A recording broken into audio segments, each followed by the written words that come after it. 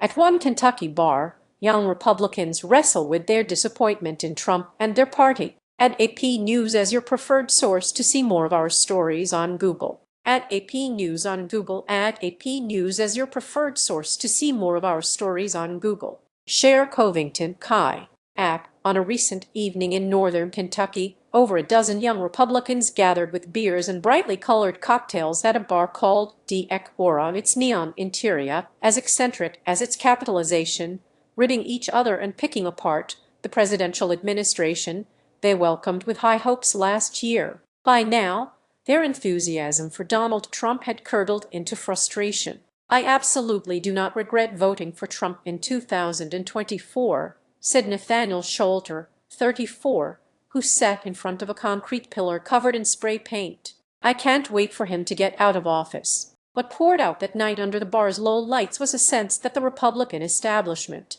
which they initially applauded Trump for disrupting, but which some now see him sustaining, had forsaken them. That festering feeling has widened a generational gap between younger and older conservatives as the party slowly begins to consider a future without Trump in charge. The crew at the bar see Trump's war with Iran as a betrayal of his campaign promises. They are living in an economy that appears as shaky as it was before his inauguration, and they mourn the assassination of Charlie Kirk, the 31-year-old conservative activist they viewed as their lone spokesperson with influence in the White House. The defeat of Republican Rep. Thomas Massie, who had earned a younger and anti-establishment following while feuding with Trump in Tuesday's primary, cost them one of their strongest allies in Congress. Read more. There seems to be a concerted effort to keep the next generation out on the right, said T.J. Roberts, the group's lanky leader. A 28-year-old state representative, he was the only one at the bar wearing a suit. There's this sense of entitlement among the establishment on the right. "Well, I'm better than the alternative." Well, sure, but a stomach flu is preferable to stomach cancer. "I'd rather have neither." Roberts convenes the group every month to talk politics, this time with the Associated Press, and he feared that young people like those gathered at dEcORa were going to live a shorter, less prosperous life than your parents. "We have to make sure that young Republicans have a voice in Washington, D.C.," he said. "It's why we need a change in leadership." The boisterous group, all men in their 20s and 30s, crowded around a low table painted with kaleidoscope art. They made ribald jokes and debated each other, sometimes slipping into impressions of Trump or conspiracy theorist Alex Jones. Although views of Trump's presidency aren't uniform, some like his second term more than others, they were all animated by anger over the war with Iran. To many in this group, Operation Epic Fury is not just a complete betrayal of his promises, as Michael Gartman, 32, put it. It's evidence that their voices have been drowned out by the political establishment, defense contractors and megadonors who they see as pushing Israel's agenda. Logan Edge, a 30-year-old gun lobbyist who sported a Hawaiian-style shirt and Lincoln-esque beard, mimicked Trump talking about Miriam Adelson, the billionaire who Trump once said advised him on Israel. "Oh, Miriam, she's over there.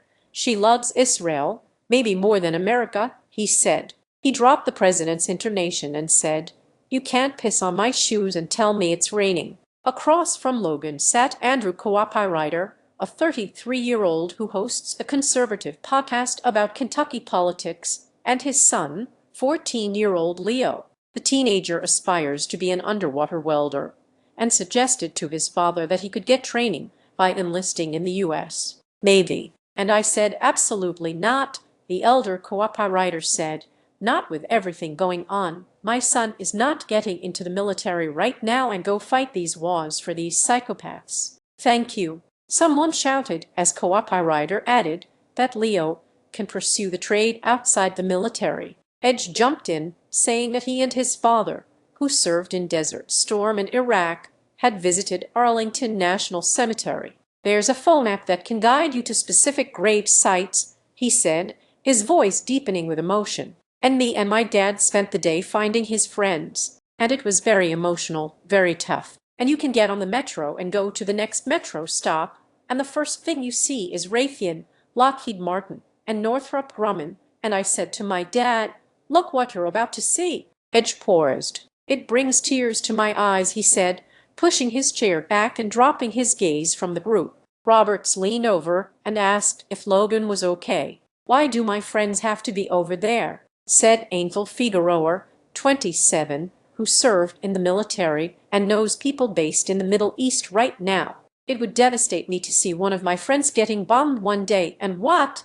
I have to see their box now." Most thought a military draft was unlikely, but Elijah Drysdale, 27, who wore a backward cap over a red-haired mullet, said, "The fact that it's even become a discussion speaks volumes to me, and it's why we need a change in leadership." He broke a lot of his promises. Although Roberts has concerns about the Republican establishment, he was a rare member of the group at dEcORa who was pleased with Trump's second term. He argued that the party under President Donald Trump is without doubt the best Republican Party I have seen in my entire lifetime. "The old order is dead." "It's dying," someone interjected.